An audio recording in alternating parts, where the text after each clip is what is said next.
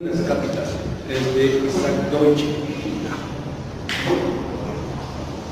Vamos a poner aquí. Está en inglés, pero no podemos esperar a que alguien esté traduciendo. Y lo voy a comentar un poquito. Si no, no se va a escuchar. Y mucha gente se queja del audio. Y ahora, gracias a la compañera Silvia, estamos accionando un microfonito nuevo para que se escuche un poquito mejor. ¿No? Todas las, ¿cómo se llama? Las grabaciones que se hacen en la página es iniciativa de los alumnos. ¿No? O sea, de este servidor no parte nada. Y si hay una que otra mejora por seguir, y aquí, digamos, la compañera está colaborando, hasta ahora no hemos tenido ningún tipo de apoyo institucional. Estamos funcionando con lo que hay. Y mi experiencia es que las cosas funcionan cuando los alumnos, ahora no, por ejemplo, los alumnos se están moviendo y bueno, están intentando cambiar algunas cosas. Pero es por los alumnos, no es por ni los docentes, mucho menos por la burocracia, ¿no? La burocracia está ahí, pero para organizar las cosas. Bueno, entonces va a estar este articulito. Está en inglés. Entonces, quienes no saben inglés, hay que mantener inglés. ¿No? Porque lo que intentamos hacer desde el principio en este seminario, vamos a hacerlo. Yo estoy absolutamente seguro de que este seminario pasa en un hito. ¿No? Ahorita la gente no se va a dar cuenta, en el futuro se dará cuenta.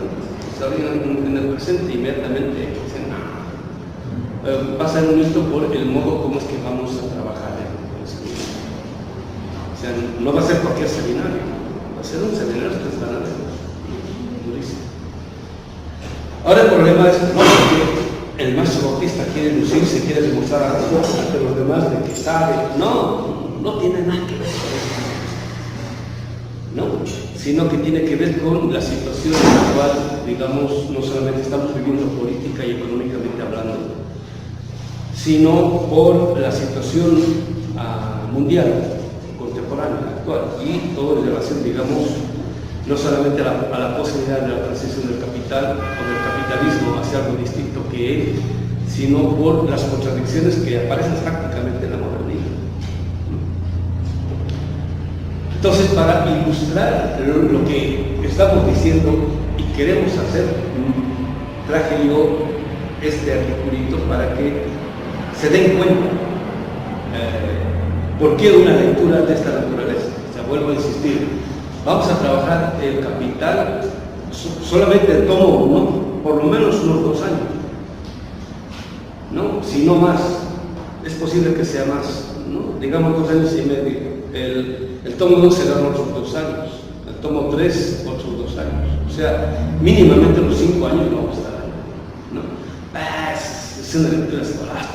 Ustedes van a ver que no. Entonces, ¿por qué? Entonces, después de mi experiencia con Hugo Semmelmann, con Dussel, con Hunkeler, y también las experiencias personales que hemos tenido exponiendo el capital, cuando leímos este texto nos sentimos inmediatamente identificados. Isaac Deutsch, para quienes no conocen a Deutsch, es el gran biógrafo de Trotsky. Se ha escrito 3 volúmenes pero impresionantes sobre la vida de Trotsky, ¿no? El revolucionario armado, el desarmado, el profeta desarmado, sí, son 3, pero monumentales, ¿no? En Inglaterra, él es de origen polaco. Y después de eso, empezaba a escribir biografías sobre Stalin, Lenin, no se desenvolvió, pero se murió temprano él. De hecho, este artículo publican cuando él ya fallecido. Él falleció a sus 60 años. Nació en 1907 y murió en 1967. Entonces, en enero del 67 le pidieron un artículo a él.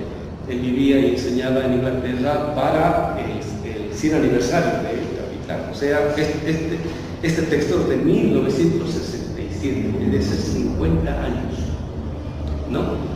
Entonces, él a los 60 años, ¿no? hace una reflexión de su experiencia con la lectura del Capital, que paradójicamente se parece mucho a la nuestra, ¿no? Y es un poco lo que quiero usar, digamos un poco la situación de los marxistas o quienes han leído a Marx, digamos en América Latina, no diré en el siglo XX, sino después de la Segunda Guerra Mundial.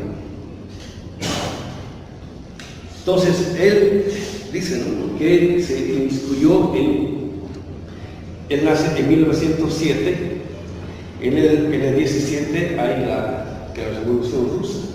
Él dice, yo digamos, empecé a instruirme en cuestiones políticas desde la Primera Guerra Mundial, ¿no? Tenía 7, 8 años más o menos, ¿no? Inmediatamente acontece la Revolución Rusa. Y viviendo en Polonia, el impacto de Rusia y la URSS, ¿no?, pues era inmediato, ¿no? Tal es así que entre los 13 y 15 años él empieza a trabajar seriamente en todo este tipo de problemas y como a los 17, 18 años es miembro del Partido Comunista, allá en Polonia. Pues cuando él ingresa al partido, se le dice, ¿no?, que el ambiente ahí era tremendo en el sentido de que en las discusiones que se daban, el nivel teórico con el cual se discutía, dice, no, chavito, feto, ves discusiones con tanta pasión y citando a Gil y todo eso. Y de pronto, entonces, me voy a poner a leer un poquito lo que él dice, ¿no? Dice, era un ambiente de la socialdemocracia con su ala comunista, que consideraban al capital como la Biblia de la clase obrera, ¿no? Entonces, cuando uno lee eso, la Biblia de la clase obrera, un texto que se reverencia, no, inmediatamente él aclara en qué consiste tomarlo al capital como Biblia de la clase obrera, dice, ¿no?, como un libro viejo, lleno de polvo, sin haber sido leído, pero bien reverenciado. Eso era considerar al capital como si fuese una Biblia, o sea, en la casa de todo creyente normal, hay la Biblia ahí, ¿no? Ese libro bien reverenciado, pero nadie lo ha leído, pues está lleno de polvo. Y es un libro viejo, ¿no?, tal vez de los abuelos, etc. Así estaba el capital, dice, ¿no? Así era el capital. O sea, todo el mundo lo tenía, el capital. No, dice, no, el capital. Digo, no, Marx, pero el capital estaba ahí, un libro viejo, nadie lo había leído, ¿no? Viejo, dusty and green, o sea, lleno de polvo y sin haber sido, pero bien reverenciado. No, capital, entonces, en mis tiempitos, hasta gente de la derecha tenía el capital en su biblioteca, yo me acuerdo, o sea, ningún working class, ningún pobre tenía capital en su casa, porque había que ser rico para tener el capital en su casa, entonces solamente tenía la burguesía para arriba. Pues yo empecé a leer el capital en todas partes, ¿no? Y capitulitos, que nada más, ¿no? Lo más interesante es esto. Dice, yo intenté leer el Capital ya en mi adolescencia tardía, pero yo no fui nada perseverante, porque él estaba más preocupado, como todo joven, ¿no?, con intereses intelectuales, en la literatura y en la crítica literaria, o sea, más en la estética. O sea, el caso de Bloch, por ejemplo, el caso de Lukács, mucha gente primero se mete en crítica literaria, leer novelas, quieren ser escritores, cuentistas, novelistas, ¿no?, escribir en los periódicos, ese tipo de cosas. Yo tenía ese tipo de inclinaciones y por eso, si las cuestiones económicas no me traían tanto, yo era un lector voraz, dice, yo era un lector así voraz. Pero dice, daba la casualidad de que todo este tipo de análisis al final siempre me conducían a problemas económicos, ¿no?, que en el fondo siempre estaban por detrás de los económicos. Dije, no, decía, no, tengo que leer esto, ¿no? Y él teniendo, digamos, unas preocupaciones literarias, estéticas, no, digamos, directamente economistas.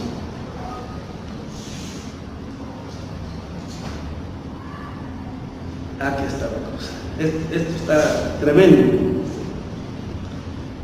Todo el mundo, a la hora de hacer análisis sobre las luchas de clases, siempre, todo el mundo recurría en última instancia no solamente al capital, sino a lo que decía Marx. Pero, dice, pasó algo que me llamó muchísimo la atención. Dice, fue así, fui impactado al escuchar que Ignaz Kaczynski, nuestro famoso miembro del Parlamento, un pionero del socialismo, dice, un orador como pocos que dejaba callados a mucha gente, ¿no? Él admitía públicamente que él había encontrado el capital como algo duro de leer. Dice, no, el capital es un libro durísimo de leer. Y dice, de hecho, yo no lo he leído, ¿no? Sin embargo, él decía, pero Karl Kautsky, ¿no? Sí lo leyó y escribió un sumario popular, o sea, un manualito, ¿no? Producto de su lectura, el cual tampoco leyó. O sea, no leyó el Capital y tampoco leyó el manualito que había escrito Kautsky. Dice, pero Keles Krauss, nuestro teórico, nuestro gran teórico del partido, sí lo ha leído y ha hecho otro manualito del manual, dice, ¿no? El cual tampoco he leído. Dice, ¿no? Pero Treva es un tipo muy picudo, sería, ¿no? Pero Hermann Daimler, nuestro experto en finanzas, ¿no? Ha leído el manualito de Keles Krauss y él me lo contó. ¿Entiendes? ¿No? O sea, el gran teórico del partido, o sea, el que da cara en el Parlamento, dice un orador como muy pocos, dice, no, el capital es. No, por eso no lo he leído, pero acaso que lo he leído y he escrito un manual, ¿no? Y otro cuate ha escrito un manualito de eso, porque yo no he leído el manual y tampoco he leído el manualito del manualito, por decir, ¿no? Pero el secretario de Economía, algo así, él sí lo ha leído, él sí ha leído el manualito del manualito y me lo ha contado todo, y por eso ese es su marxismo. Pregunta, en América Latina, ¿cuántos han leído así el Capital? Respuesta, el 90% de los que dicen que son marxistas. ¿Sí se entiende? Compañeros. Porque el Capital es un libro duro de leer. Y dan clases, dan conferencias, escriben sobre Marx inclusive. Pues este articulito está genial al respecto. Dice, años después,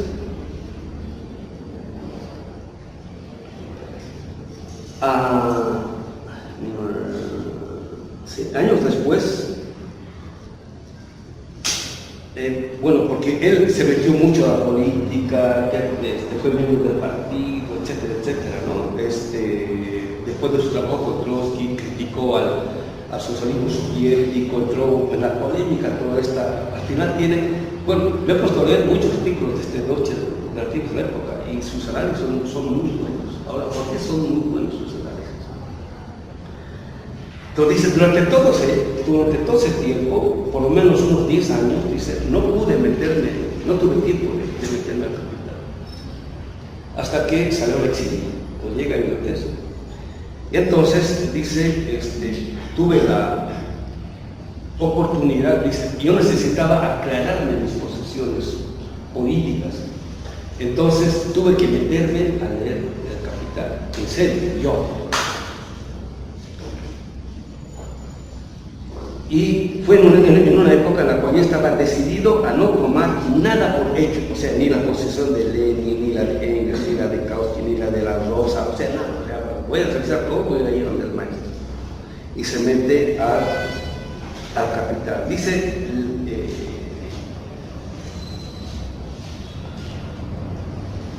hice algo así como una conexión con el Capital y me puse a leer a fondo los 3 tomos. Y hasta las teorías acerca del plusvalor, ¿no? Yo estaba determinado a someter al escrutinio toda la estructura intelectual que me aparecía como contradicción en todas las realidades que estaba viviendo. Y en los siguientes 3 o 4 años yo volví a leer El Capital, por lo menos unas 5 o 6 veces. Capital. Y de pronto empecé a descubrir diferencias mías entre las interpretaciones respecto del Capital que ofrecían Kautsky, Lenin, Hilferding, Luxemburgo, Bukharin y otros. Y dice, y llegó a un punto en el cual todas mis posiciones que tenía respecto de la estética, ¿no? En este caso la literatura, la poesía, todo eso eran ridículos, después de que tuve todo este tipo de fundamentación, por decir. Sigue diciendo cosas más interesantes, pero dice, de hecho, el éxito de las biografías que hice sobre, ¿cómo se llama?, Trotsky, se debe a mi lectura del Capital. Porque mientras yo iba escribiendo, dice, al principio iba a ser un tomito nada más, pero mientras iba escribiendo, yo me daba cuenta de que había otro tipo de cosas que explicar. ¿Pero por qué me daba cuenta que había otras cosas que explicar? Por el tipo de formación que yo había tenido leyendo al Capital. ¿Sí se entiende? Es un poco lo que digo, ¿no? El problema no es que ustedes sean especialistas en el Capital, o inclusive que sean marxistas. El problema es que ustedes aprendan una manera cómo se trabaja, pero con Marx directamente, y que les puede servir para todo.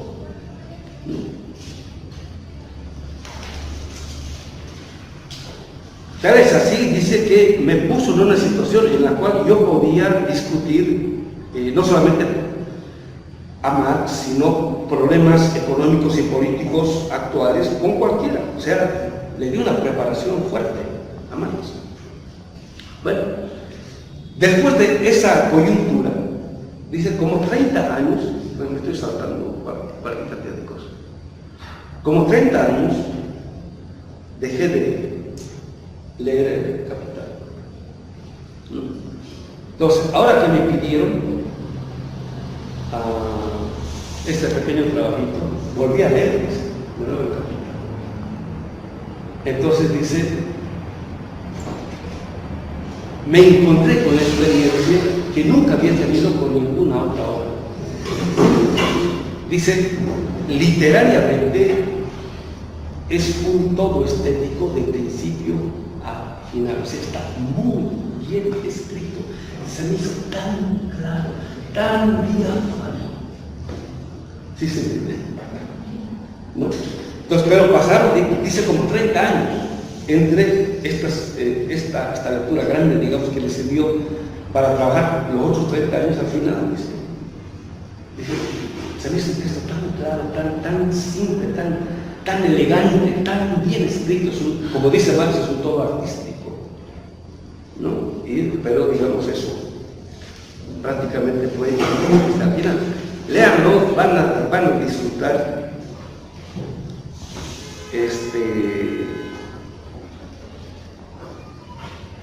¿Qué dicen? Dice, inclusive en estos primeros 3 capítulos, aquellos que gozan de tener una reputación excepcional, de estar envuelto Marx en este tipo de apologética casi abstracto hegeliano, ¿no? Y ahí hasta refiriéndose a Althusser, ahorita llegó. Dice, yo me encontré situado en una fascinación por estas viejas páginas que me eran enteramente familiares. Dice, pero lo que más me sacudió en ese entonces y ahora, y que nunca antes me había sucedido, dice, es su esencial simplicidad. O sea, Marx dice, ¡pum!, así las cosas como hay que decir. Pero para llegar a eso, el trabajito que hay que pasar. ¿No? Bueno, Es un poco más o menos lo que le ha pasado a Hinkelamer y también a Husserl, con el equipo de trabajo al principio, ¿no? Pero al final, es un poco lo que les decía, ¿no? Grandes libros, ustedes sentados en el trono reinando lo van a poder leer, o en el tercero donde se lo van a poder leer tranquilamente. ¿Por qué digo esto? Estoy editando el último artículo de Francis Hinkelamer que se llama Sobre la dialéctica de Marx, estaba viendo, ¿no?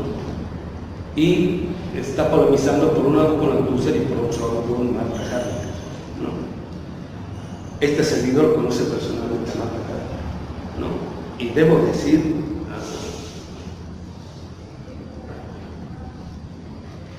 honestamente, de que es una persona consecuente con todo lo que ha dicho, hecho, pensado, ¿no? Es excelente persona, muy comprometida, muy honesta, muy luchadora. Los chavos de mi edad, que ya eran chavos, cuando ella ya había emigrado de Chile, todo eso, y leíamos algunos los textos que había preparado para leer el Capital, que, digamos, decíamos, ¿no? Si nosotros hubiésemos estado como chavos perteneciendo a la generación de ella en Chile en ese entonces, no, pues la Marta Harnack quiere decir si no es amor platónico, porque la mujer, la intelectual, la revolucionaria, la bella, la comprometida, o sea, reunía todo, ¿no? Y se ha mantenido hasta el final, pero intelectualmente las reglas. No, o sea, no es una crítica a la persona. Ahorita vamos a llegar a lo que dice, ¿cómo se llama? El propio Marx, ¿no? Cuando una persona encarna cierto tipo de categorías y se hace la crítica a esas categorías, no es a la persona, sino al modo como encarna cierto tipo de categorías. En este artículo Hinkelamer muestra no solamente a Althusser, sino el modo como Althusser enseña a leer a Marta Harnack al Capital. En la semana anterior ha salido una entrevista larguísima que le hacen a Marta Harnack en Rebelión. Vayan a buscarla. Está muy bonita, está larga. Creo que es en Cuba que hacen la entrevista. Y en una entrevista con motivo de el premio Pensamiento Crítico que le hacen a ella dice ahí literalmente, ¿no? Bueno, que le hace la pregunta, le dice, ¿qué le debemos a Althusser? Entonces ella dice, Althusser es el gran maestro, él nos enseñó una manera de leer a Marx, la cual yo rescato. Entonces yo digo ahora, ¿no? Él enseñó una manera pésima de leer a Marx, porque no conocía a Marx, ¿no? Y en este librito, en los últimos capítulos, donde Husserl entra en diálogo explícito con grandes marxistas, él demuestra que no conocen Marx. Y en el caso de Althusser, digamos que él mismo dice en su biografía, ¿no? Cuando salió la primera edición de, creo que es Pur Marx, para Marx, dice, yo estaba así, nervioso, ¿no? ¿Por qué? Porque yo decía, le van a caer durísimo, dice Althusser, ¿no? Porque yo no había leído el Capital y había escrito un libro de para leer el Capital, ¿no? Bueno, en esa entrevista, y ya está en el artículo de Hinkelamer, ella cuenta cómo llegó no solamente a Althusser, sino a Marx. Ella cuenta que vivía cerca de la casa de Althusser, dice, ahí caminando, por si te podía entender, cerca, además era mi maestro, empezó a entrar en motos. Entonces dice, yo quería, ella era militante católica, ¿no? Entonces yo tenía un compromiso con el pueblo, pero yo quería saber cómo ese compromiso se podía hacer efectivo, y algo de eso daba Marx. Entonces dice, yo me hice alumno inmediatamente de él. Y además, y es una habilidad de ella, ¿no? Tiene una capacidad de ser complejos de sí, por eso escribe muchos manuales, por decirlo. Entonces, ella preguntó cómo leer el capital. Entonces, lo primero que le dijo a tu ser es, olvídate del capítulo 1.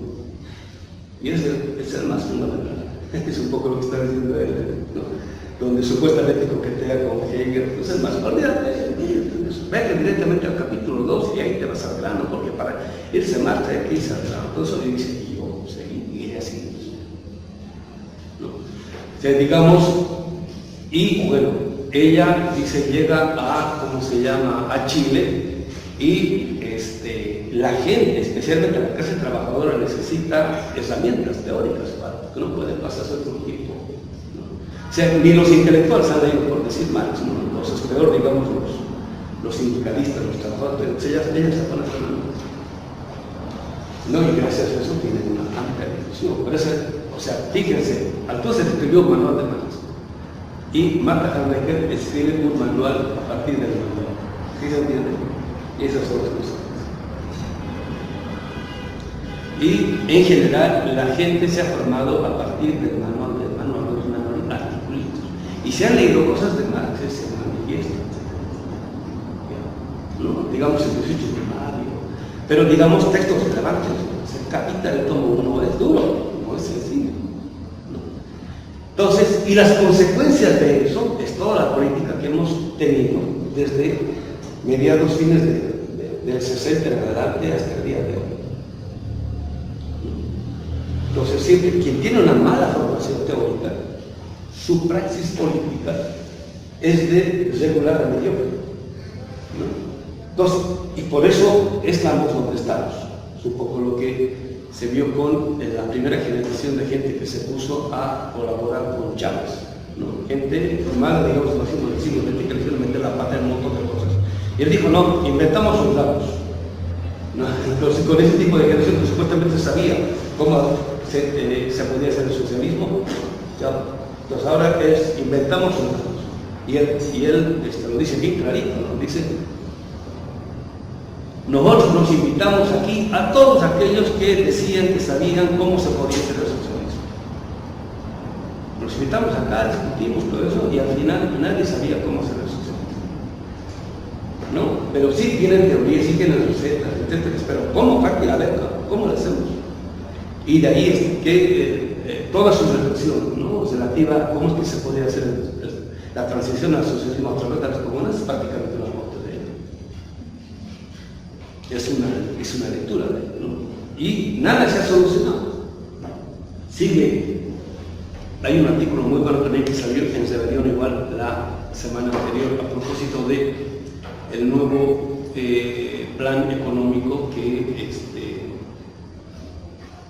ha hecho Maduro con su equipo, ¿no? Entonces, escribe, este tipo está muy comprometido, dice, ¿no?, en todo el nuevo plan económico, ¿dónde están las comunas? ¿O dónde está el socialismo? Algo así, esa pregunta, ¿no?, se pone a hacer una reflexión. Entonces, no es lo más poner el nombrecito, o el título, o la cita, como dice Marx, no.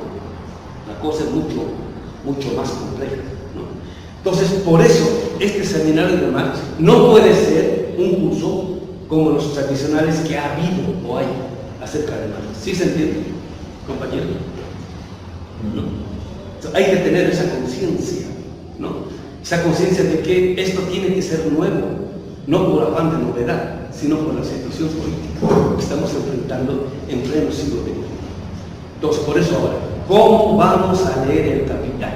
Ahora entramos directamente a cuestiones metodológicas. ¿Cómo vamos? Entonces, por eso me traigo por primera vez el How manuscrito entero. ¿No? Entonces, para los que no saben lo que es el legal, ¿no?, cada libro viene con su otro, por decirlo, voy a poner el ejemplo. Este es el volumen 2, es que los tres hacen un tomo. Este es el tomo 4. El tomo 1 son los Grundrisse, el tomo 2 es la contribución, el tomo 3 son los manuscritos del 61 al 63, este es el tomo 4, son los manuscritos del 63 al 65, inclusive al 66. En el último tomito. Entonces, de la segunda sección del mega dedicado al Capital, Este es el tomo, ¿cómo se llama? 4. Es el Hammond Street.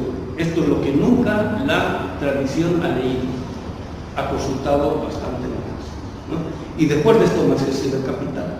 Entonces, lo traje para que vean difícil, ¿no? Lo que implica, lo que significa, etcétera, etcétera. No es para presumir, ¿no? Ahora, pero para que tengan idea de lo que es el Hammond Street. Cada volumen viene con un aparato crítico. Entonces, este viene con 8 tomitos así, ¿no? O sea, el Hammond Street son 6 volúmenes, no son 3. O sea, porque cada tomito trae, se llama aparato. Otro día voy a traer el aparato. Es el aparato crítico. Es el texto, y en el aparato crítico va explicando paso a paso qué ha hecho Marx, qué no ha hecho Marx con parte de los textos, qué ha borrado, qué ha corregido, qué ha suprimido, qué ha agregado, etcétera, etcétera. ¿Sí se entiende, compañeros? No, para que vean, porque una cosa es que a uno le platiquen, otra cosa es que uno lo vea físicamente, es lo que siempre digo, este es el que no le ha pasado. Yo me conocía que los 3 libritos de ser, no diré de memoria, ¿no? Pero me conocía bien hasta el 2011, cuando fui a Mega y vi todo físicamente. Es otra cosa, ¿no? O sea, no es lo mismo, ¿no? Bueno, ¿por qué traje esto? Entonces, vamos, que les dije que traigan, ¿ok? ¿Han traído, compañeros? El último Marx y la liberación latinoamericana, el librito de esos, ¿han traído? Ustedes tienen que leer, o sea, ustedes tienen que dominar como nadie la segunda sección del Mega.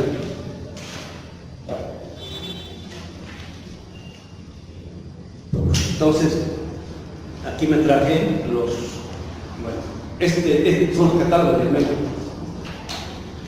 El 2010, cuando empecé a trabajar el Marx del Mega, Dussel me regaló este catálogo.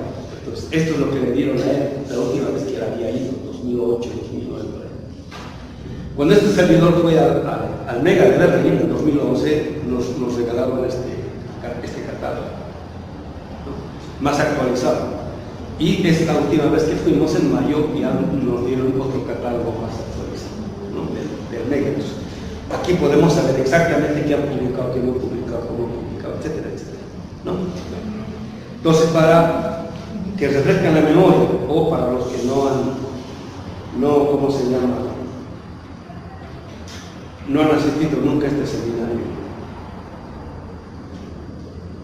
El Mega, que es el proyecto de Marx, Engels, de Sam Ausgaberas, la producción de las obras completas de Marx y Engels, está dividido en 4 secciones, ¿no? La primera sección es Abteilung sección, es la primera sección. Está dedicado a todos los esposos, a los proyectos, a los planes y a lo que en vida, antes del Capital, han publicado tanto Marx como Engels, ¿no? Por ejemplo, el Manifiesto del Partido Comunista, el 18 de Mayo, etcétera, etcétera, ¿no? Todo lo que ellos han publicado está en la primera sección, y en general son artículos menores que tienen 32 tomos, ¿no? La segunda sección está dedicado, ¿no?, a todos los trabajos preparatorios para el Capital, o sea, todo lo que Marx y en parte Engels han escrito para el Capital, ¿no?, que está dividido en 15. Ahí tengo todas las anotaciones, ¿no?, en 15 tomos, y cada tomo, por ejemplo, decir, este es un tomo, están divididos en volúmenes,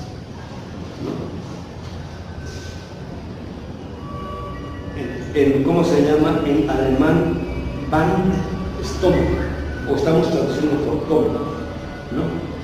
Y Teil estamos traduciendo por volumen.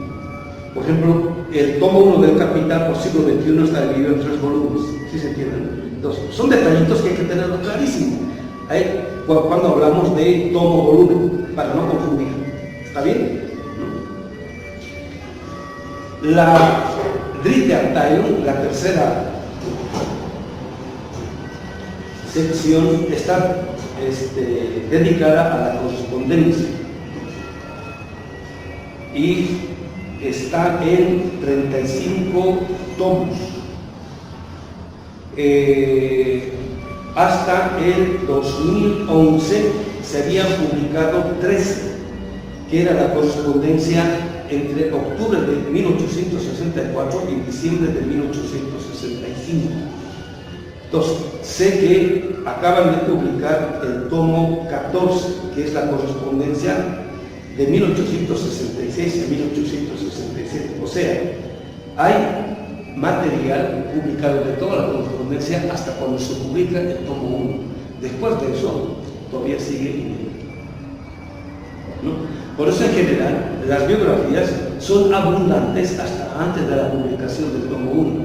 O sea, hagan de cuenta que esta es una biografía, ¿no? Hasta antes del tomo 1 es así, y después del tomo 1 ya es poquito, porque hay menos acceso a la correspondencia y a la información.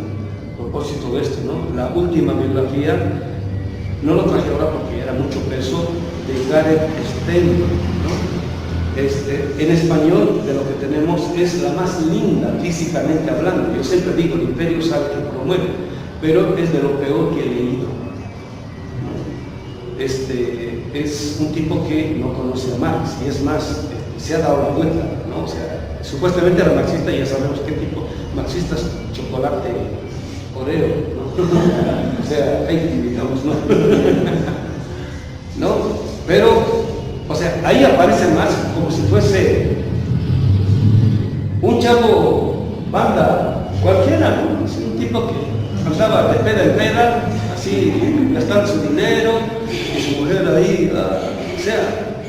Entonces, uno que conoce a Marx se da cuenta, es imposible que un tipo con esa forma de vida que describe Gareth Steinman escriba lo que escribe. Es imposible, ¿no? Pues se nota que yo no conozco, pero es la que está haciendo más promocional para demeritar, digamos, la imagen de Marx, ¿no? Entonces, de todo este libro, digo, físicamente, el libro está muy lindo, tapadura, hasta barato, cuesta 900 pesos, por decirlo. Pero es de las cositas, quienes quieran gastar su dinero, gástenlo.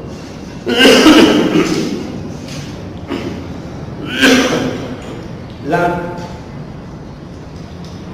cuarta sección, Dritte Abteilung, está dedicado a todos los cuadernos de notas y apuntes que Marx y Engels han producido, y son 32 tomos. Y está publicado, creo, hasta 13 o 14 nada más, después del contexto todavía algo, ¿no? Pero lo que a nosotros nos compete es la segunda sección, Dritte Abteilung. ¿Lo ven? Compañeros, eso es lo nuestro. Entonces, esta lectura no es una lectura que está aterrizando en el Capital, es una lectura que va a leer al Capital desde el conocimiento de las 4 o 5 redacciones del Capital, o sea, desde la segunda sección. Por eso les digo, ustedes tienen que dominar eso, y no es un detallito técnico, no, esto ahorita van a ver por qué, ¿no? Entonces, vamos a hacer una descripción de las 5 redacciones del Capital, ¿no? Inicialmente eran 4 redacciones, ¿no? Pero la hipótesis de las 5 redacciones del Capital hay que demostrarlas, ¿no? Ya hablamos de ellas, unas cosas hablamos, otras cosas demostrar prácticamente, y lo que vamos a intentar hacer ahora, ¿no? En este seminario. Entonces, la primera redacción del Capital, ¿no? Son los nombres, escritos entre 1857 y 1858. La segunda redacción del Capital son los manuscritos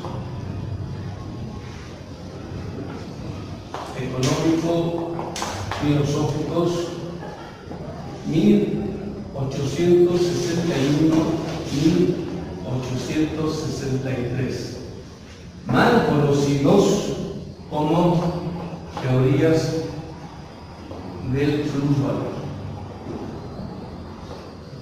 Aquí quien metió la pata es, como se llama, Tarkovsky. Después vamos a explicar eso. La tercera redacción del Capital son los manuscritos económico-filosóficos de 1863, 1865, 66. Así que le vamos a poner, ahorita vamos a explicar por qué. ¿No? Conocido, quien da el nombre Hauptmanuskript o manuscrito principal es Engels, ¿no? En la introducción al tomo 2 y al tomo 3.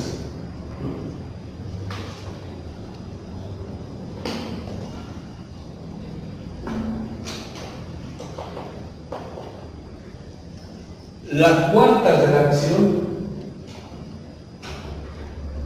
es el tomo 1 de El Capital,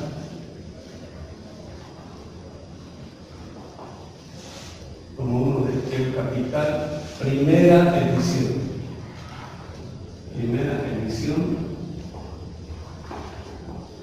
1867. La quinta redacción sigue siendo el tomo 1 de El Capital, pero es la segunda edición, y bueno, esta es redacción de 1873.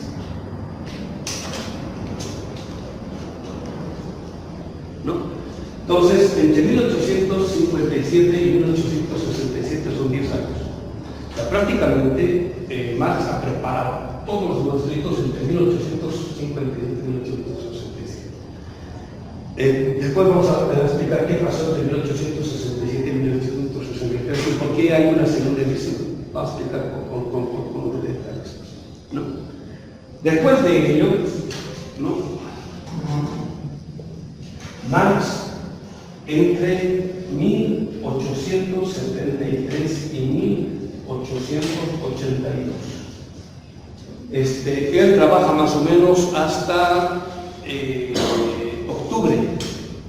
septiembre-octubre de 1882, y tiene problemas de afección cardíaca. O sea, él fumaba en un cuartito de este tamaño más o menos, ¿no? Fumaba mucho, su cuarto era muy polvoriento, tenía una mala alimentación, esa época durísima, recuerdo un poco más hablar de su biografía. Entonces tenía muchas afecciones pulmonares. Entonces, al final, ya, él tiene la posibilidad de irse al norte del África, ¿no? Argelia, por ahí, esas zonas, en invierno, ¿no? Y de hecho, para pasar el invierno, noviembre, diciembre del 82, se va al norte de África con sus nietos, ¿no? Y él está feliz, está recuperado. De hecho, ahí es donde le hacen la última entrevista. Cuenta Quinn, de la primera biografía, del libro rojo, ¿se acuerdan? Pues cuando hace la pregunta, ¿cuál es el sentido de la vida? Y Marx dice, no, después de pensar, la lucha, todo eso. Entonces, especialmente el papá de los nietos de Marx, lo oye, dice, no, mis hijos, tráemelos a mis hijos. Dice Marx, ni modo, un güey tiene que llevarlos, y se los lleva a Inglaterra, ¿no? Llega a Inglaterra como en enero más o menos, ¿no? Del 83, inmediatamente se enferma y se muere en marzo del 83. O sea que más o menos entre septiembre, octubre del 82 es donde ya deja de trabajar definitivamente. El 83 se muere, ¿no? Entonces, entre 73 y 1882, Marx sigue trabajando el manuscrito para el tomo 2 y para el tomo 3. Después vamos a traer los libros, ¿no? Entonces, hay la versión de Engels y la versión de Marx que lo ha publicado el medio, tanto los tomos 2 como el tomo 3. ¿Está bien? Bueno. Entonces nosotros ya hemos expuesto los lunes, la primera redacción. ¿Lo ven? Entonces ahora vamos a exponer la cuarta redacción. Y en parte es de la quinta, ¿no? ¿Por qué nos hemos saltado esto? No, eso es lo que está aquí, ¿no? Entonces, de la tercera redacción, que es de acá manuscrito, no traje ahora, bueno, que sería esto. No hay nada en español. De la tercera redacción, de esta tercera redacción, o sea, no está traducido, excepto, esto lo he marcado acá. Este es el volumen 1 del Hubble Script, ¿no? Entonces, es el estado en el cual se encontró después de la muerte de Engels. Así.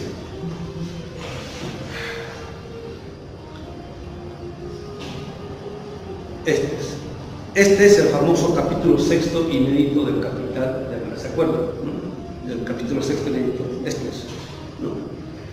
Entonces, supuestamente aquí estaba el tomo 1, ¿no? Pero eso desapareció, nunca nadie lo encontró, ¿no? Entonces dice que en la medida en que se redactó el definitivo, lo fue arrancando o rompiendo. Yo la verdad no creo, ¿no? Porque todo indica de que Marx valoraba mucho sus manuscritos, los guardaba muy bien, se los sabía, ¿no? Pero desapareció, ¿por qué no? Nadie sabe qué ha pasado, ¿no? Entonces, desde aquí hasta acá sería el tomo 1, ¿no? Este es el capítulo 6 que Marx dijo, no, esto no lo pongo porque si no, no lo van a querer ni siquiera publicar el tomo 1, ¿no? Entonces, este es un material preparatorio para el tomo 2. Pero está avanzando Marx y lo deja inmediatamente, ¿no? Lo abandona y se pasa a esto. Este es el famoso tomo 3. Todo el material para el tomo 3, ¿no? Y después de ello, ya recién se concentra, este es todo el material para el tomo 2. Y hay un poquito al final, sí, es esta parte dedicado al tomo 2, digo al tomo 3, después de eso, todo el tomo 2. ¿Por qué digo esto? Esto ¿no? Entonces, no hay a nivel mundial un comentario del Hubble Script. La intencionalidad de mostrar es hacer un comentario bien así, bien detallado, bien exhaustivo al Hubble Script, cosa que no hay. Dussel le ha hecho un comentario detallado de los escritos del 61-63. Es el librito que le antecede a este, ¿no? Que ahora tiene circulación mundial, todo el mundo lo ha trabajado, todo eso, Fred Mosley, que es en inglés quien traduce esto, ¿no? En el seminario anterior traje la traducción de esto en inglés que acaba de salir, ¿no? El 2015, bueno, pero el 2016, estamos en el 2018, ¿no? Entonces en el 2016 y 2017 salió a las, ¿cómo se llama? A la venta pública, ¿no? Entonces, pero de esto tampoco hay todavía un comentario, ¿sí? Solamente hay la introducción de este Fred Mosley. Fred Mosley es quien ha traducido al inglés el segundo tomito de Dussel, ¿no? Que son los manuscritos del 61 al 63. Un tal Kallinikos, Alex Kallinikos, un marxista inglés, él comenta la recensión que hace Fred Mosley al librito de Dussel, y se nota que siguen siendo economistas, por decirlo. O sea, no es nuestro pasaje a la filosofía, pero nuestra lectura va a ser bien filosófica. Por eso a todos estos marxistas ahorita, sí, pues tomamos como colegas, ¿no? O sea, ya tenemos argumento como para poder debatir, digamos, discutir con ellos, no estar necesariamente de acuerdo. Entonces, a ver, hemos mostrado también de que de estos manuscritos, en el Mega, hasta este catálogo, eran 6 volúmenes, ¿no? Al español solo se introdujeron 3, puros cuadernos de notas. Los otros 3 no se han traducido, ¿no? Entonces, en el MEGA son 6, ¿no? O sea, no es... el único que ha comentado los 6 es Dussel. Y en la última edición ahora aparecen en los... O sea, 3 han metido un choncholote en sí y otros 3 han metido un choncholote. En un seminario anterior también lo traje y lo mostré, ¿no? Entonces, ya hay un comentario parcial de esto, ¿no? Pero este no es un comentario. Entonces, hemos venido acá, o sea, desde el principio estamos viniendo acá, para de aquí remontarnos a que hay algo, porque tienen que meterse al alemán, compañeros, ¿no? También es preparatorio para eso, ¿no? Y después de eso vamos a pensar acá, y ahí terminará nuestro trabajo, digamos, con Marx. Pero tenemos traducida la contribución, la participa. Ahora, la contribución está entre este y este, que después voy a explicarlo bien. Sí. Ese es el sector inédito, que sería lo que decía de acá, ¿no? Sí. Bueno, entonces, ¿por qué traje esto? Para que vean físicamente, para que tengan la idea. Así es. 1, 2, 3, ya. Entonces, ahora sí nos vamos a este libro.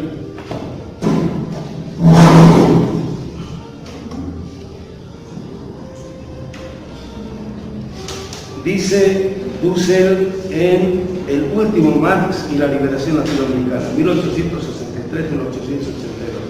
Entonces Dussel aquí expone la tercera y la cuarta redacción, o sea, expone esto y esto. En el primer tomito ha expuesto la primera redacción, los Grundrisse. En el segundo tomito ha expuesto la segunda redacción, y en el tercer tomito está exponiendo esto y esto. ¿Está bien, compañeros? ¿No? Entonces no nos vamos a exponer esto, ¿no? Entonces dice, en la página 9, al principio, los manuscritos del 63 al 65, ¿no?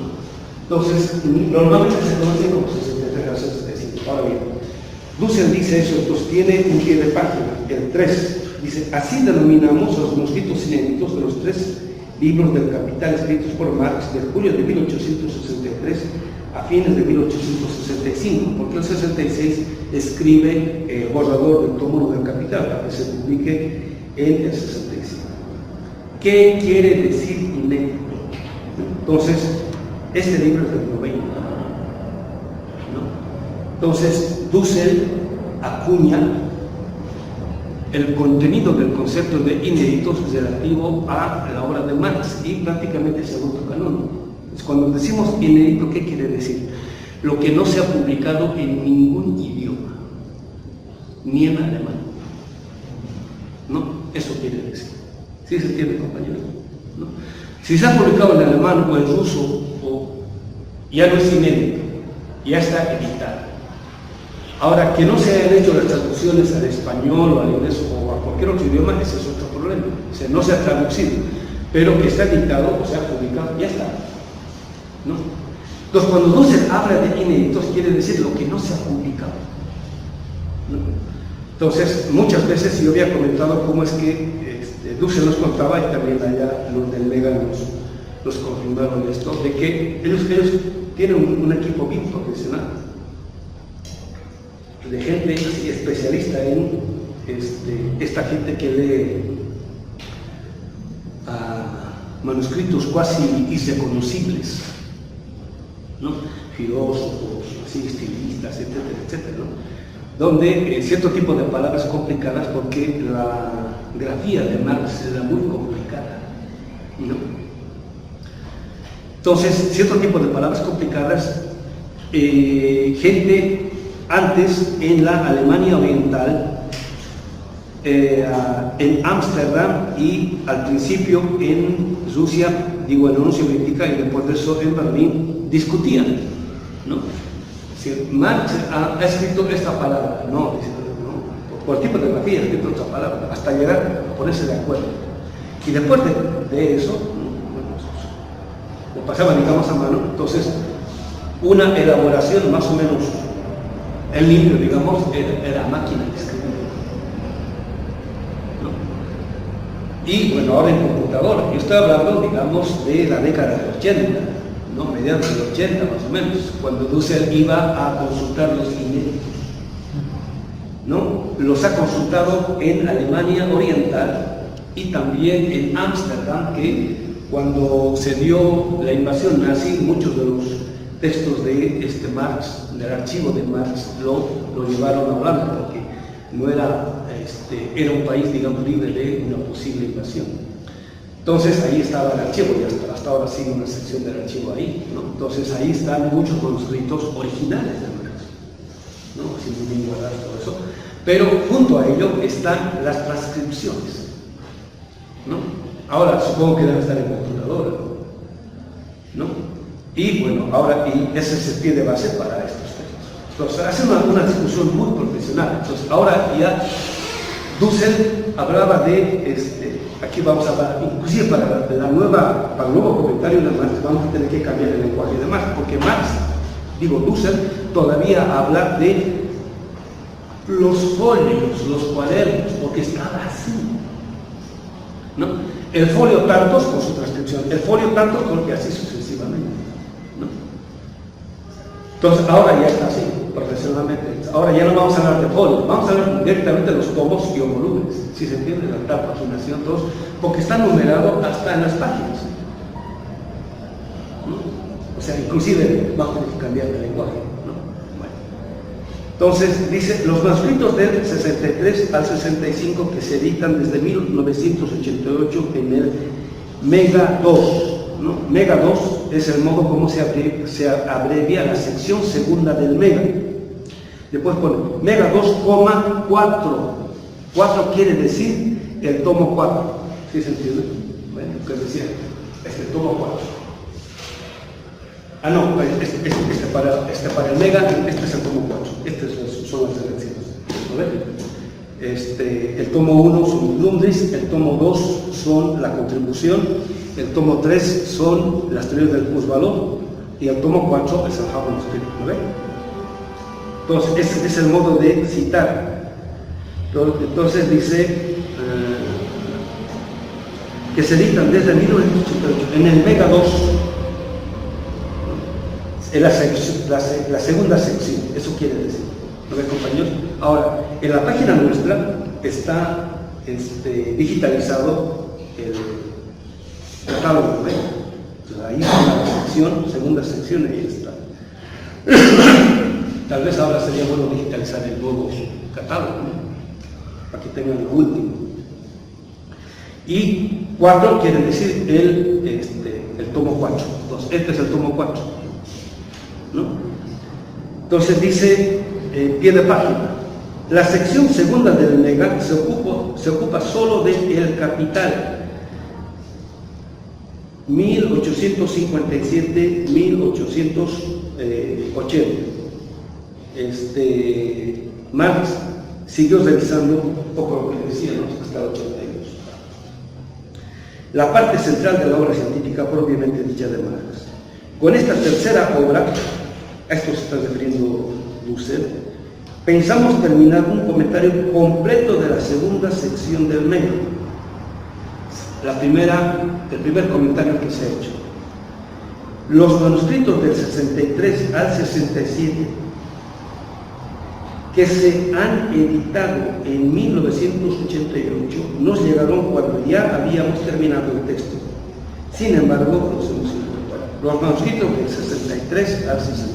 Entonces nosotros hemos puesto los manuscritos del 63 al 65, inclusive 66. ¿No? O sea, hay que comprobar las cosas empíricamente. Bueno, compañeros, para eso tenemos esto. Entonces, este es el 3. Así sería. Este es el volumen 1, dice Time, el volumen 1 del tomo 4, por eso dice 4.1, está 2 quiere decir la segunda sección, ¿no? Está el tomo 4 del 1. Entonces, este 1, Dussel lo conoció en vida porque se publicó por primera vez Diez Verlag, Berlín, 1988. Entonces, eso es lo que nos llegó, pero ya no está. O sea, esto Dussel lo leyó en los archivos, ¿no? Porque Diez Verlag, la primera edición de 1992, y en el 90 Dussel ya había comentado todo. ¿Lo ven, compañeros? Este librito es la segunda edición, que es del 2012, pero por primera vez está Diez Verlag, 1992, ¿no? Y este es el segundo volumen del tomo 4. El tercero se publicó Diez Verlag, Berlín, 2012. Bueno, en 2012 se ha, ¿cómo se llama?, registrado. Nosotros estábamos en el 2011 y nos dijeron que el próximo año sale. Pero en el 2012, es decir, salió, digamos, el ISBN, ¿no? Pero se imprimió en 2013 y a la venta recién salió en 2014, ¿no? Y nosotros lo obtuvimos recién en el 2015. ¿No? O sea que a esto y a esto Dussel ya no tuvo acceso.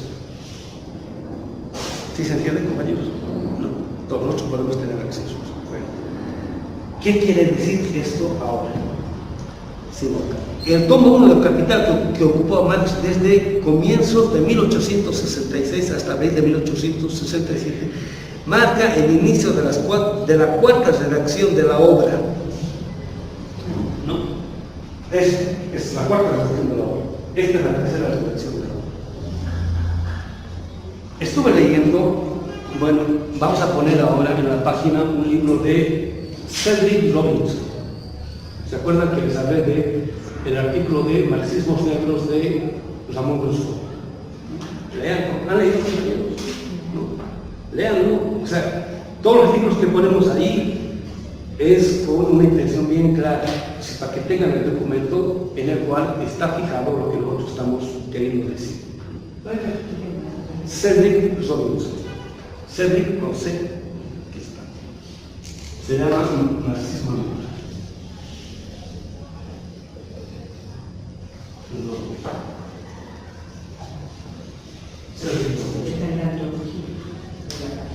No, vamos a poner así. Sí, se llama Black Marxism. Está en inglés igual, ¿no? Entonces, igual, ¿qué pones a estudiar, compañeros inglés? Tarea para casa, vamos a mostrar. Y después de eso, los que quieren meterse a fondo, alemán, ¿no? Y aquí tienen la maravilla de que pueden estudiarlo gratis, se van a la UNAM, se puede. Solamente hay que irse, creo que con un semestre de anticipación para que agarren el lugar, ¿no? Así, ¿no? Porque si van a la última vez, no, y hay buenos maestros. Hay buenos maestros. ¿No? Antes, en mis tiempitos, era lamentable, lo único era el vete, pero ahora está bien. Entonces, tienen que meterse. Bueno, ¿qué dice Cedric Robinson? Entonces, fíjense la novedad de este tipo de lectura que vamos a hacer nosotros. Ya habíamos hablado de Cox, Oliver Cromwell Cox, ¿lo ven? El libro Clase, Casta, Raza, ¿no? Donde decíamos que él es el creador del concepto de raza, ligado íntimamente al capitalismo. El capitalismo es racista constitutivamente. Él, en la década de 50, produce ese concepto, que, como dice, extractivismo epistémico, se lo piratea, ¿cómo se llama? Sí, ¿no? Y lo mismo pasa con la idea del sistema mundo. Wallenstein se piratea de estos marxistas negros, ¿no? Y, ¿cómo se llama? el resto de los lectores ni siquiera se ponen a revisar, ¿no?, fuentes. Entonces toman, digamos, a los marxistas eurocéntricos blancos, ¿no?, digamos, como si fuera la fuente, y la fuente son ellos. Entonces, este servidor había dicho de que este tipo de lectura que estamos haciendo es novedosa, porque se está atreviendo a leer a Marx desde los pueblos originarios, desde la cosmovisión de los pueblos originarios. Entonces, en este intento de lectura, ahora nosotros vamos a intentar incluir la visión que acerca del capitalismo han tenido y tienen también grandes intelectuales negros, afros, ya sean caribeños o sean norteamericanos, silenciados inclusive por el marxismo del siglo XX. ¿Sí se entiende? ¿No? Y a través de eso, ahora estamos incorporando la visión de los campesinos anteriores al surgimiento del capitalismo, sepultados por las revoluciones burguesas. ¿No? Es una triple horizonte a partir del cual nos vamos a relacionar con la obra de Marx. O sea, no estamos leyendo una lectura ingenua en el sentido de ser inconscientes de dónde nos estamos situando, sino que explícitamente nos estamos ubicando. Entonces, ¿por qué digo esto? Otra vez por Cedric Lawrence. Entonces, en la introducción a su libro, él hace una reflexión muy bonita. Ustedes van a ver, y también quien le hace el foro o el prefacio, ¿no?, dicen lo siguiente. Desde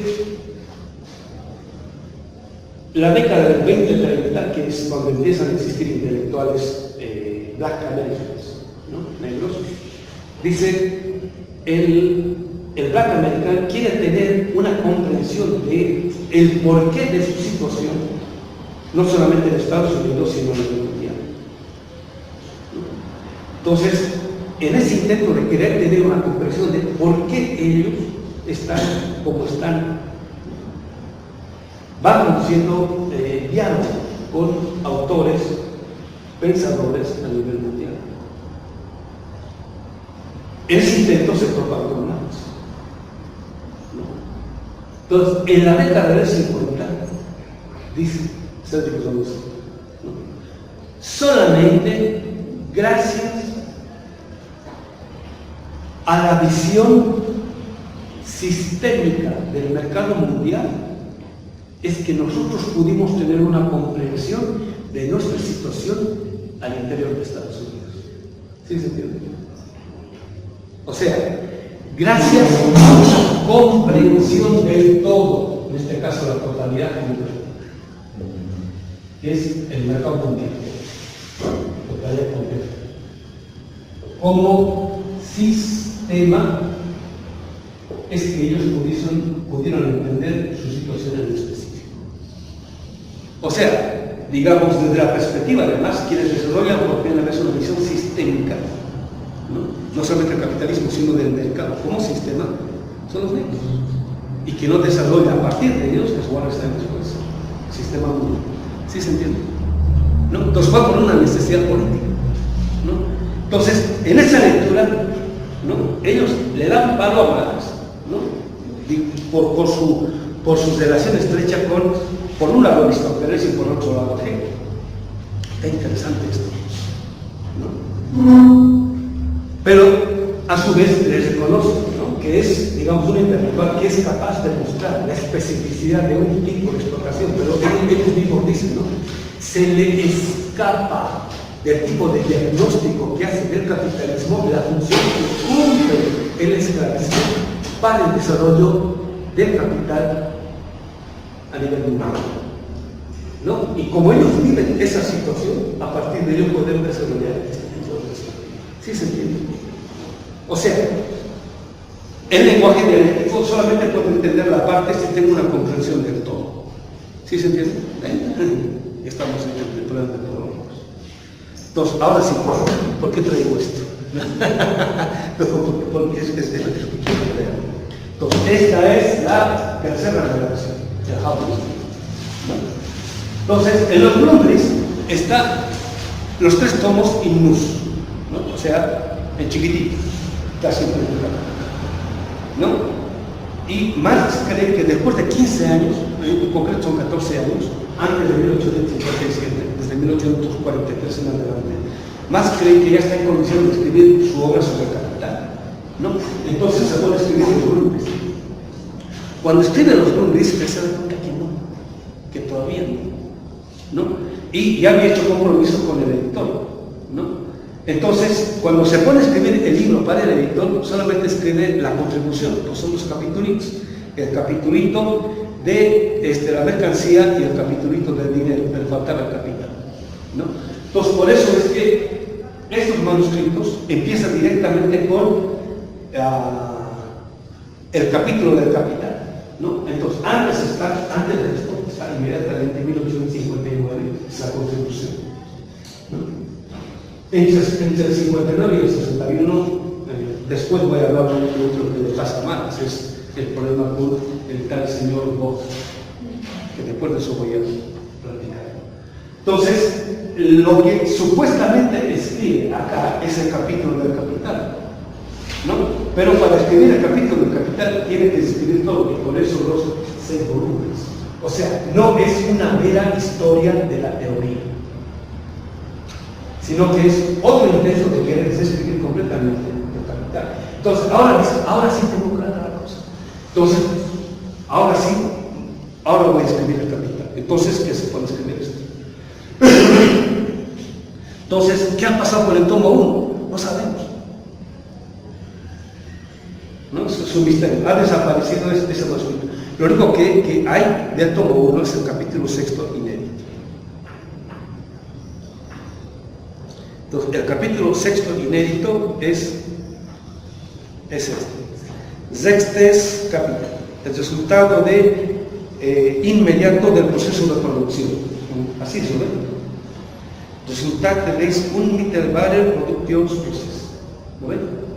Este es el capítulo 6. Entonces, este es el capítulo 6. ¿No? Entonces, inmediatamente se pone a escribir. Entonces, habíamos dicho, ¿no?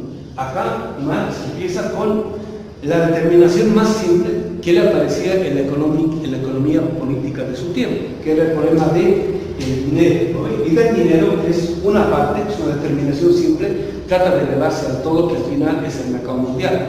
Y pronto se da cuenta Marx de que el dinero es también una mercancía, ¿no? Y por eso es que a partir de la contribución, y especialmente acá, no se trata de empezar de dinero, sino de empezar de la mercancía, ¿no? Y va descubriendo otro tipo de presupuestos más. Entonces, ahorita vamos a ver en la introducción, una es la forma de la investigación, otra es la forma de la exposición. Entonces, la forma de la exposición es partir de lo singular para elevarse a lo abstracto, en este caso a la totalidad concreta. En este caso, la dimensión más simple, ¿no? A la totalidad concreta, ¿no? Entonces, lógicamente, lo que se deduce es el tomo 2. Después del capítulo de proceso de producción del capital, lo que sigue es la circulación. ¿No ven? Y inmediatamente lo abandona. ¿Por qué? Necesita tener una visión de conjunto.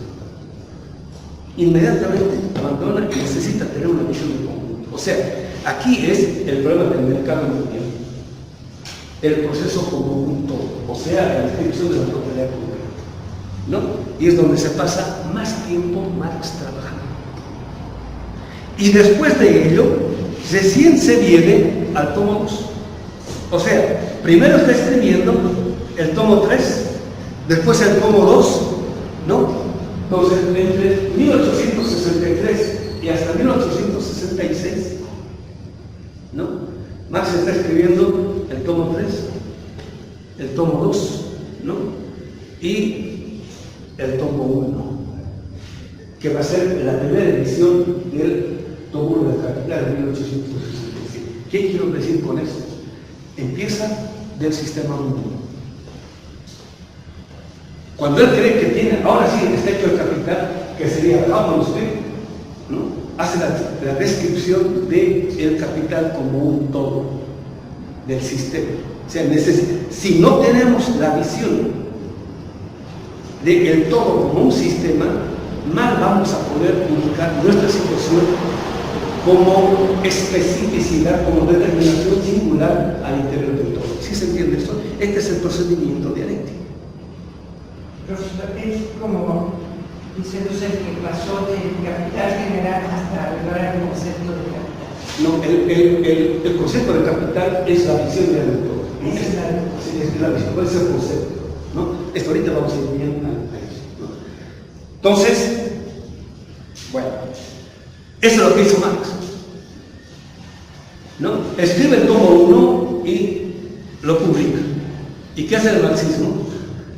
¿Se acuerdan de ayer, no? De los marxistas santotomistas, de los que leen solamente el tomo 1 del Capital, ¿no? O sea, parten de la determinación simple, ¿no? Que es cómo se produce el capital desde la mercancía hasta el capital, pero nunca llegan ni siquiera al mercado nacional, por decir, o entre estados, nunca llegan al mercado mundial. O sea, nunca tienen una visión del todo, ¿no? O sea, los pocos que han leído el tomo 1 del Capital, si una o dos veces, nunca llegan al mercado mundial como un todo, en la visión de Marx, ¿no? Y digamos, en la reflexión de él, y se ponen a describir políticas. Y obviamente esa les digo yo, sí se entiende lo que quieren decir, ¿no? Entonces, nosotros tenemos ya la comprensión de la ubicación del lugar del tomo 1, en este caso de la primera redacción, ¿no? Que presupone no solamente una comprensión y descripción de cómo funciona el mercado en concreto, no solamente en la ciudad, sino entre estados, y que presupone a su vez una comprensión del mercado mundial como sistema. Solamente cuando se tiene ese tipo de visión se pueden entender las determinaciones singulares, las especificidades. De lo contrario, no se entiende. Sí se entiende esto que estoy queriendo decir, ¿no? Entonces, para tener, y por eso decía, ¿no? Muchas veces decía, ¿no? Para poder entender bien el tomo 1 del Capital, habría que empezar por el tomo 3, ¿se acuerdan?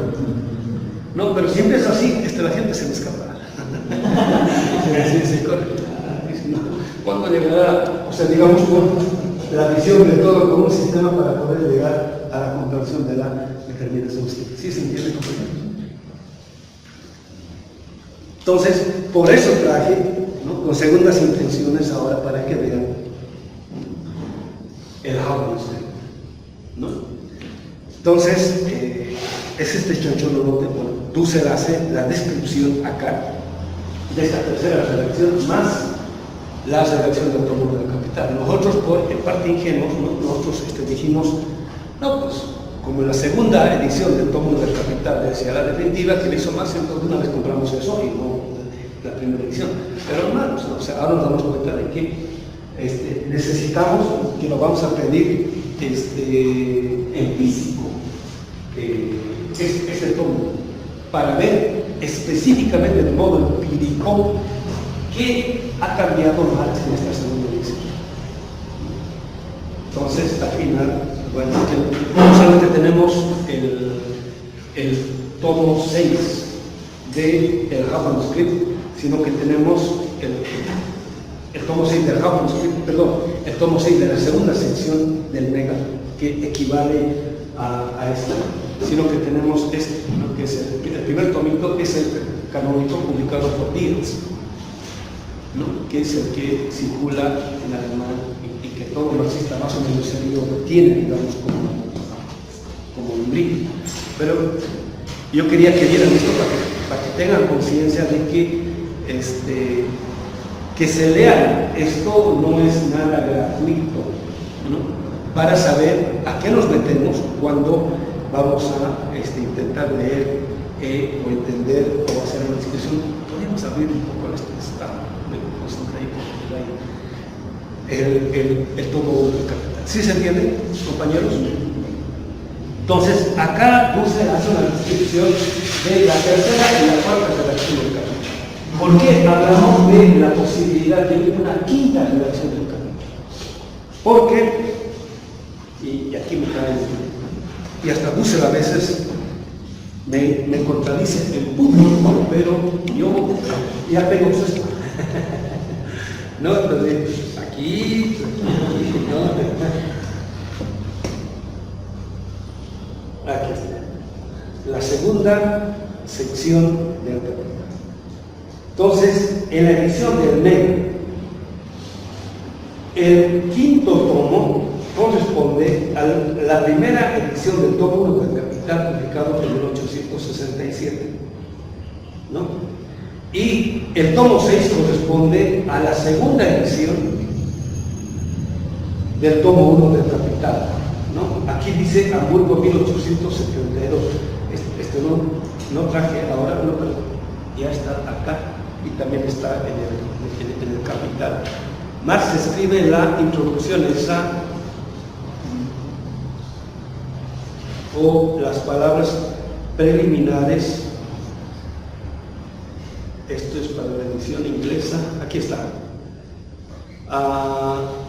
El 24 de enero de 1873. ¿No? Pues por eso pongo 73 y no 72. ¿No?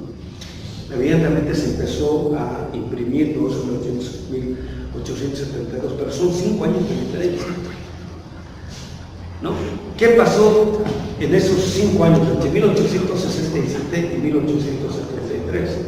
Marx recibe muchos comentarios, críticas, recensiones, observaciones, sugerencias, etcétera, etcétera, ¿no? Y también, bueno, inmediatamente traduce al ruso el Capital. Daniels lo traduces. O sea, Marx piensa de que va a tener una gran recepción en Alemania. En Alemania sí, pero se los soberos, por decir, ¿no? Pero los intelectuales no. Por eso vamos a ver en la introducción, Marx se la burla de los intelectuales alemanes. Pero los rusos no, bien. O sea, no por casualidad, ahí se ve la revolución y no en Alemania, por decir. Entonces se da cuenta Marx de que hay muchos problemas que él ha trabajado que no están tan claros y que algunos de ellos hay que desarrollarlos. Uno de esos temas, ¿no?, es el siguiente. Por primera vez el problema del fetichismo en Marx aparece acá, ¿no? El fetichismo de la mercancía, así literal. Por primera vez aparece, ¿no? No sabemos en concreto cómo lo ha desarrollado acá, ¿no? Pero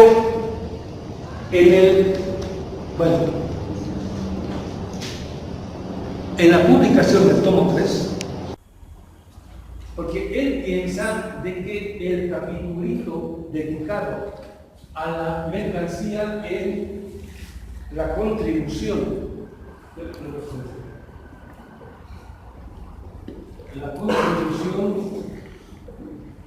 a la crítica de la contribución a la crítica de la economía política de 1851.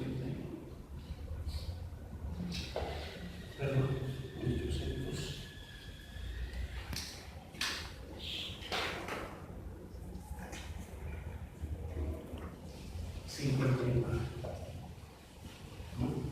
Entonces, el librito tiene dos capítulos, capítulo de la mercancía y el capítulo de el dinero. Están gracias, ¿no? Entonces, Marx al principio cree que lo que él ha escrito ahí ya está claro, está suficiente, ¿no? Entonces, por eso el problema del fetichismo no agrega acá sí se escribe prácticamente todo el capítulo. Es más, introduce como capítulo nuevo el tema de la mercancía, donde pone, él mismo dice, ¿no?, ahora sí, el tema del fetichismo.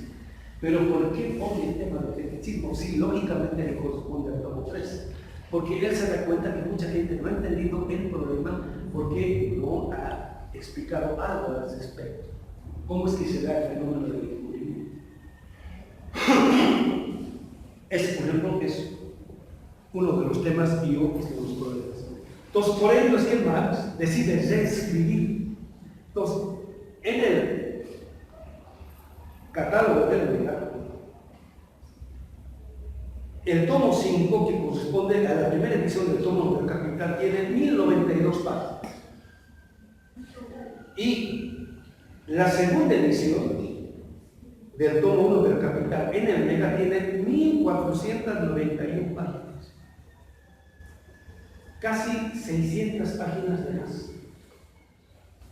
¿Sí se entiende? Este librito tiene 459 páginas, o sea, casi 600 páginas de más. Esto tiene 400, 500 páginas. O sea, que digamos esto más. Bueno, más esto sería, porque esta tiene 434, o sea, 600 páginas de más. Hay. O sea, le agrega. Ahora, evidentemente, en la edición del Mega, con el problema del aparato crítico, hay muchas señalizaciones donde va mostrando qué agrega, qué no agrega, etc. Entonces, pero aquí lo que quiero demostrar, vamos a suponer que el texto solamente sean 200 páginas y que 400 páginas sean aparatos críticos, etc. Es considerable el tipo de agregados, cambios, concepciones que le hace a la primera edición del tomo 1 del Capital. Y por eso es que se convierte en la canónica y empezamos a leer la Capital desde la segunda edición del tomo del Capital. Después de ello le pasa algo similar a Marx con el material para el tomo 2 y para el futuro tomo 3.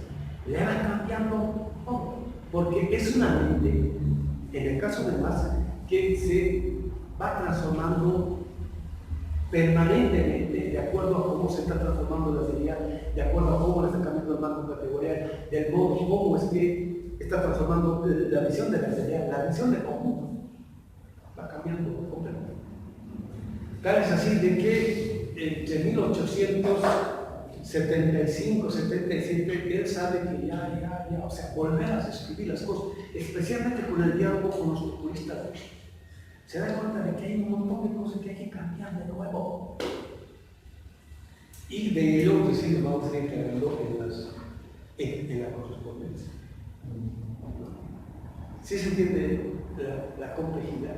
Y ahora, con el tipo de lectura que vamos a ver, vamos a ir descubriendo más, porque vamos a ir viendo cómo es que todo Marx, el análisis de Marx procede siempre mismo, no por foto fija, sino por una película en 3 dimensiones con alta resolución, sea en movimiento, siempre está en movimiento, y la película pues no apaga, sigue, ya que tener ese tipo de mentalidad para ir viendo cómo es que algo, ¿no? En el caso de la lectura, cómo Marx se va moviendo, es la relación moviente con una realidad en permanente movimiento. O sea, cuando esto aprende a hacer eso, y lo normal es que en la modernidad esto se desarrolla a partir de las aprehensiones fijas, ¿no?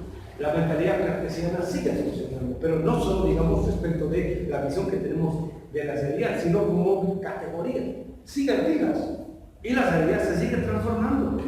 Y por eso no logramos una comprensión de lo que es la realidad. ¿Sí se entiende lo que querían decir, compañeros? ¿No? Se nos